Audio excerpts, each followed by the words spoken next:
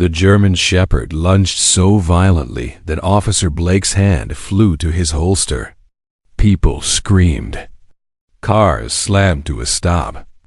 And a little girl cried out through shaking breath, "Duke nitrogen monoxide." But the dog wasn't attacking the officer. He was attacking someone behind him. Blake spun around just in time to see a man disappear into the crowd. The moment their eyes met, fear flashing across his face. Duke stood rigid, teeth bared, body angled protectively in front of the girl like a trained soldier who recognized a threat. Blake looked down, and that's when he saw the sign. A dirty, wrinkled piece of cardboard clutched in the girl's trembling hands. "Please buy my dad's police dog." His chest tightened. Kids sell toys, lemonade, drawings.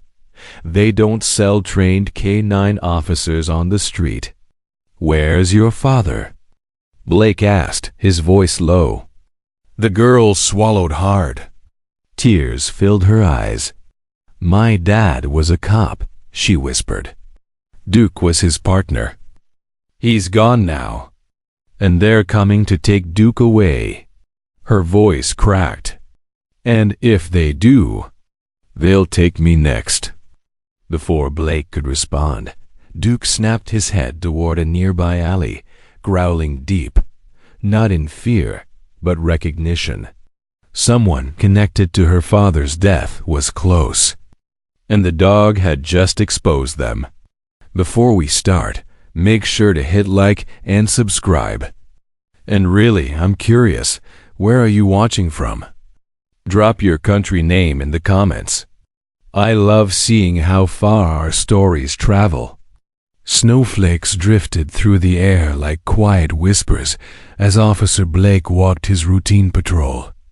The morning was calm, the streets nearly empty until he noticed a small figure sitting alone on a frozen bench. A little girl, no older than 9, hugged a German Shepherd against her chest. Her thin dress no match for the biting cold. A cardboard sign rested in her lap. The shaky handwriting barely visible beneath the falling snow, $5 for sale. Blake approached slowly. "Hey, are you all right?" he asked gently. The girl tightened her grip on the dog, eyes wide with fear. "Please don't take him," she whispered. Blake knelt down. "I'm not taking anyone. I just want to help." She hesitated, then lifted her trembling gaze. "Sir, can you buy my dad's police dog?" The words hit him like a punch. Police dog? Why was she alone, selling something like this? In the freezing cold? Blake knew instantly something was terribly wrong. Blake sat beside her on the icy bench, careful not to startle the trembling girl. "What's your name?" he asked softly. "Lila," she murmured, brushing snow from Duke's fur. The German Shepherd leaned into her protectively, never taking his eyes off Blake. "And your dad? He was an officer?" Blake continued. Lila nodded, her chin quivering. "He worked with Duke. They were partners. Dad said Duke was the bravest dog in the whole world." She paused, swallowing hard. "But after Dad?" "After he didn't come home, nobody wanted Duke. They said he's too much trouble." Blake felt the weight in her voice, the kind of heaviness children should never carry. "Where's your mom?"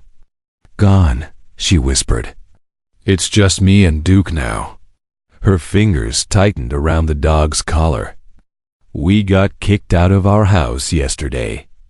I don't have money for food. Or a warm place. I thought if I sold Duke, maybe I could buy a room for one night." Blake's chest tightened. A grieving child, a forgotten police dog, and a desperation so deep. It led her to sell the only family she had left, Blake reached out slowly, trying to reassure Lila. But before his hand even came close, Duke jerked upright. The dog's muscles tightened, ears shooting forward, eyes locked onto Blake with sharp, tactical precision. He stepped in front of Lila, blocking her completely. Blake froze. This wasn't normal fear. This was trained behavior. Protective, calculated. "It's okay, boy," Blake murmured, keeping his voice low and steady. But Duke didn't relax. He sniffed the air sharply, then growled not toward Blake directly, but toward the street behind him. His stance shifted, ready to defend. Lila wrapped her arms around the dog's neck. "He's been like this since Dad died," she whispered. "He doesn't trust anyone." Blake glanced over his shoulder, but saw nothing unusual, just empty snow-covered sidewalks and distant traffic. Still, Duke wouldn't stop growling, as if warning them about something only he could sense. When Blake stepped closer again, Duke suddenly pressed his nose into Blake's coat, sniffing deeply. Then his growl changed, confused, uncertain, almost searching. Blake felt a chill crawl up his spine. This dog wasn't just acting protective. He was reacting to something familiar. Blake's pulse quickened as Duke continued sniffing him, circling him once with low, uneasy whines. This wasn't aggression, this was recognition. But how? Blake had never met this dog. Or had he? "Lila," he said carefully, "can you tell me what happened the night your dad died?" Her breath fogged in the air as she hugged Duke tighter. "Dad said he was working on something big, something dangerous. He told me if anything happened, Duke would protect me." Her voice cracked. "Then one night, officers came to our door and said Dad was gone. They didn't tell me why." Blake's jaw tightened. He remembered the reports, an officer ambushed during an investigation into internal corruption. The case was rushed, buried, and closed too fast. As he connected the pieces, Duke suddenly lunged not at Blake, but toward a patrol car rolling slowly down the street. The dog's growl deepened, teeth bared, tail rigid. Blake's eyes narrowed. The officer inside that car had been on the original case, the same man who insisted the investigation remain closed.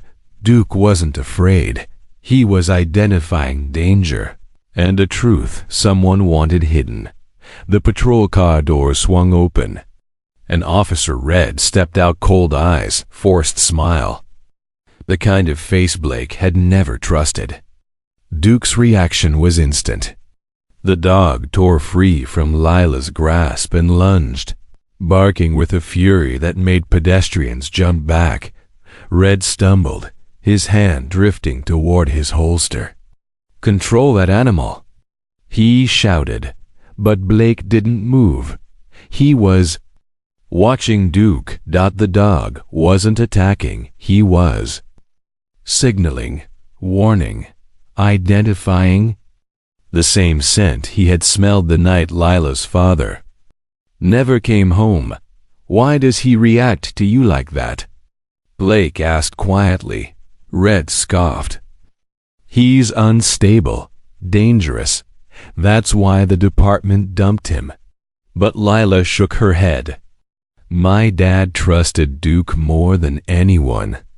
Blake stepped closer, voice steady. "Red, you were the last officer to see her father alive, weren't you?" Red froze. A flicker of panic, small but undeniable, flashed across his face. Duke barked again, louder, snapping the silence wide open. And in that moment, Blake knew the dog wasn't just protecting the girl. He was pointing to the man responsible for her father's death. Officer Red was taken into custody within the hour. Duke's reaction and the forgotten evidence Blake uncovered finally exposed the truth behind Lila's father's death. As the officers led Red away, Duke stood tall beside Lila, no longer trembling, no longer lost. He had fulfilled his final duty to his fallen handler, protecting the little girl he left behind. Blake knelt to Lila's level. "You're not alone anymore," he said softly. "You and Duke. You both deserve a home. A safe one." Lila's eyes widened. "But can he stay with us?" Blake smiled. "He's yours. And if you want, I can help you both start over." Duke nudged Lila's hand, then rested his head gently in her lap, choosing her without hesitation. As they walked away together, officer, child, and loyal canine, the snow finally stopped falling, for the first time in a long time. Lila wasn't surviving. She was finally safe.